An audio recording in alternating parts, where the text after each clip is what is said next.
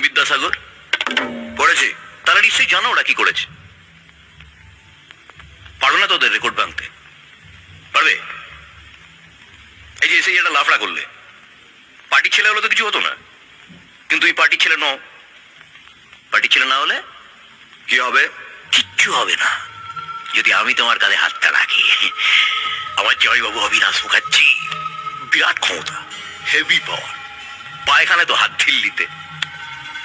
যতদিন না তোমার উপর জামাইবাবু স্ট্যাম্পটা পড়ছে, ততদিন পুলিশ তোমার পেছনে দৌড়বে, পার্টি ছেলেরা তোমার পেছনে দৌড়বে। না খাওয়া সময় পাবে না রে ভাই, দিন রাত দৌড়ে মরতে হবে। আমার পাস্ট জানো? সিনেমার টিকিট ব্ল্যাক করতাম, ব্ল্যাকার উঠতে বসতে পুলিশের ঠেঙানি খেয়েছি।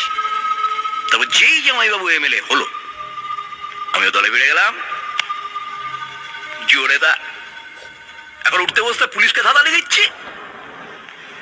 বড় বড় হেক্কার না হলে সব হয় না। বিরাট হেক্কার। কত কি হতে পারে জানো? ধরো তুমি রাস্তা দিয়ে যাচ্ছ, পেছন থেকে একটা লরি এসে তোমায়,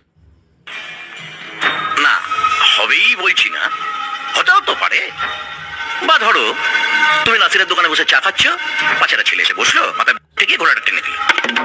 হবেই বলছি না, হতেও তো পারে। বিরাট খেলা, সাপ লুডো।